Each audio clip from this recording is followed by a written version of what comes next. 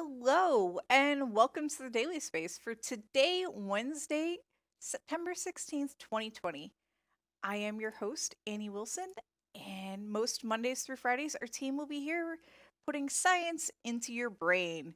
Usually, Wednesdays are for Rocket Roundup, and today is no different.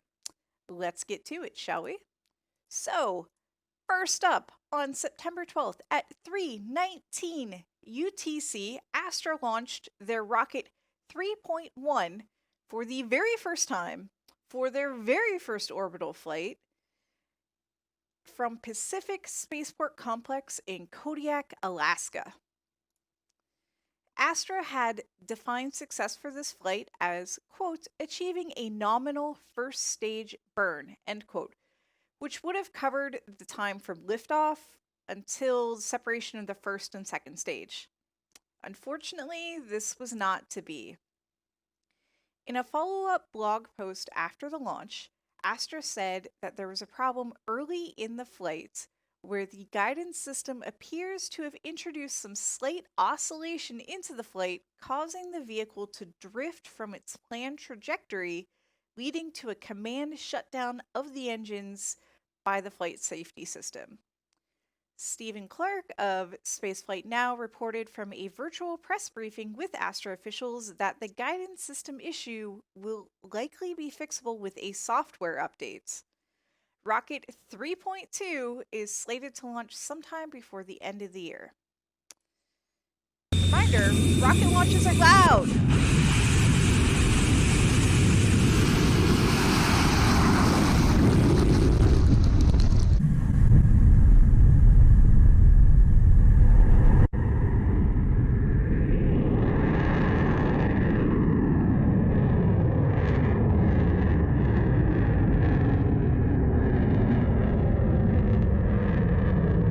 Looks okay. I know, it looks okay. It's not okay. Just wait for it. Oh, never mind.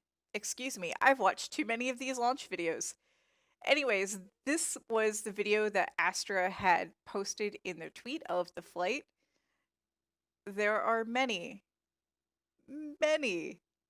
um, actually, no, there's only two other eyewitness videos that we know of. I did not share them because this is the best video quality of this launch.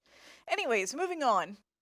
A few hours later, at 5:02 UTC, the Qilin Gaofen 02 Charlie satellite was launched aboard a Haizhou 1 Alpha rocket from Kui. I am so sorry. From a satellite launch center in northern China.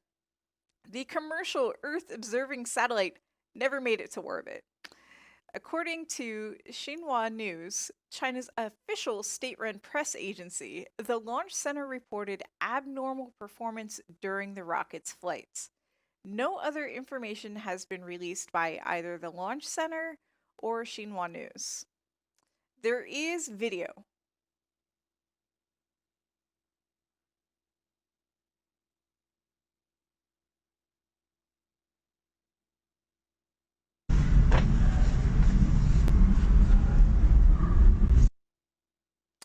There's not a lot of video. All right, finally, for our one successful launch of the week on September 15th at 1:23 UTC, China had a rare sea launch of a Long March 11 hotel, H is in hotel, carrying 9 satellites to orbit. According to Gunter's space page, these 9 satellites were the B as in Bravo and C as in Charlie series of the Qilin 1 Gaofen 3 constellation. The one and only Qilin Gaofen 03 Alpha, A as in Alpha, satellite was considered a prototype for these new satellites and was also carried to orbit from a sea-launched Long March 11 in May of 2019. All 9 satellites are Earth observation satellites operating in the optical part of the spectrum and weigh about 40 kilograms each. That's like 20 2-liter soda bottles. Assuming they are in a similar orbit to the prototype Gaofen 03 Alpha, they will orbit at an altitude of about 579 kilometers. The B or Bravo series consists of 6 satellites with push broom sensors that will provide panchromatic imagery with a resolution better than 1 meter and multispectral imagery with a resolution better than 4 meters. The swath width, that's the remote sensing term for the width of an image, for both modes is more than 17 kilometers. The C series, or Charlie, consists of 3 satellites with video sensors that can provide color video images with a resolution better than 1.2 meters and a coverage area not less than 14.4 kilometers by 6 kilometers. Bonus fact, Qilin is the province in which the satellites are made, and Gaofen just means high resolution. And yes, we have launch video. You'll see a puff of gas as it goes up. So from the sea launch platform, the rocket is ejected from its housing with compressed gas and then lights its solid rocket motors. You'll also see some insulation tiles peeling from just below the fairing instead of around the fairing. Those are just to ensure a good seal.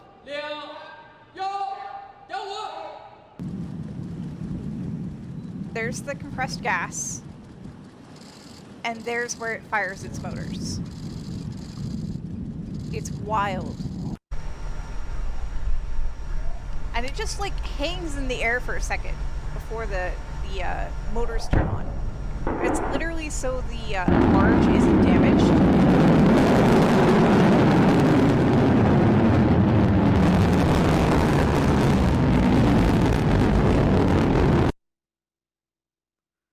And this is just CG, computer-generated imagery of real-time events happening in flight. And it should show the satellite separation. Yeah, there we go. Which I thought was really cool. So there you go.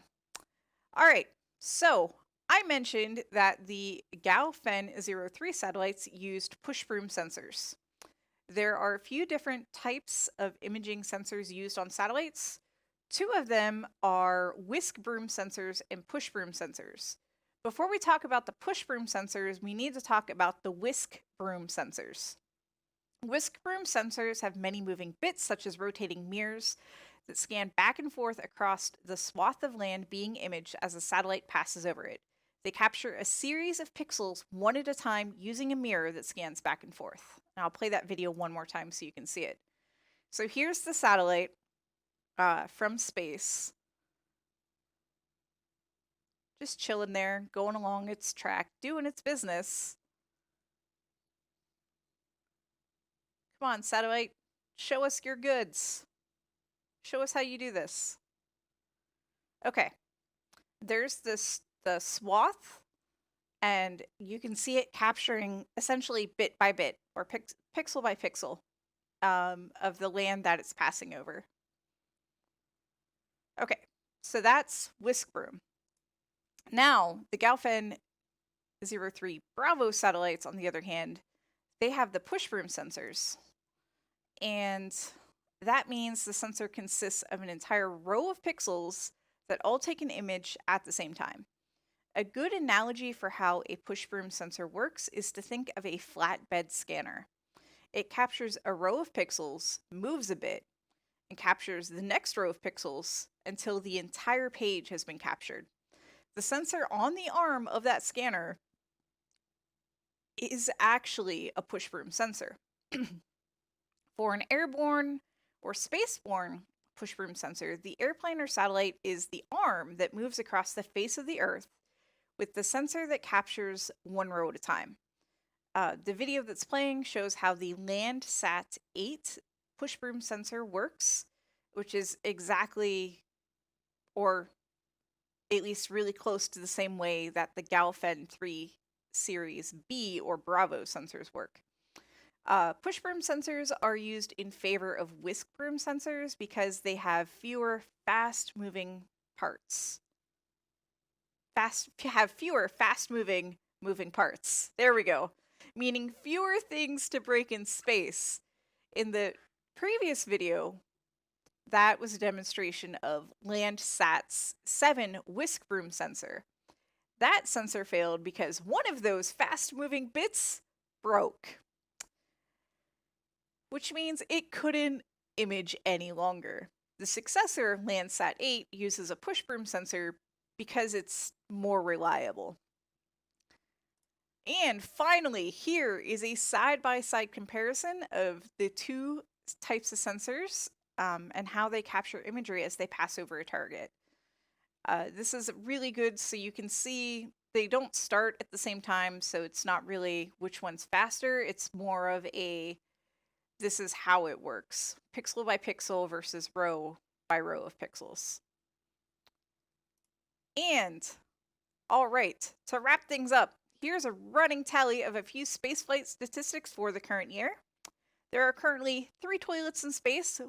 Humanity has burned up 2 toilets in orbit from when the Soyuz craft departed from the International Space Station. There are a whopping 831 satellites that humanity has put into space just this year. That includes those launched from other in-orbit crafts such as the International Space Station. 803 of those satellites came directly from launches, and 593 are Starlinks. There have been a total of 74 launch attempts so far this year, including 9 failures. I keep track of orbital launches by where they launched from, also known as spaceport. Here's that breakdown. China, 27, USA, 24, Kazakhstan, 6, French Guiana, 4, New Zealand, 4, Japan, 3, Russia, 3, Iran, 2, Israel, 1. And your random space fact for the week is that the former Soviet Union has been the only country so far to successfully land on Venus. My trackball fell asleep. Okay, before we go, I have a correction for last week's show. Last week I said that China launched a Long March to Foxtrot, F as in Foxtrot, and it was only the 3rd launch of that rocket. Turns out I was wrong. They launched the alleged spaceplane on a Long March to Foxtrot / Tango, which is a variant of the Long March to Foxtrot. It was the 3rd launch of that variant and the 14th launch overall for the Long March 2F rocket family. All right, and that, for real, rounds out our show for today. Thank you all for listening. I have been your host, Annie Wilson. Today's script was written and edited by Dave Bullard, Gordon Dewis, Allie Pelfrey, and myself. Our web content will be produced by Beth Johnson. Our executive producer and fearless leader is Dr. Pamela Gay. The Daily Space is a product of the Planetary Science Institute, a 501c3 nonprofit dedicated to exploring our solar system and beyond. We are here thanks to the generous contributions of people just like you. The best way you can support us is through Patreon at patreon.com/CosmoQuestX. Like us, please share us. You never know whose life you can change by adding a daily dose of science.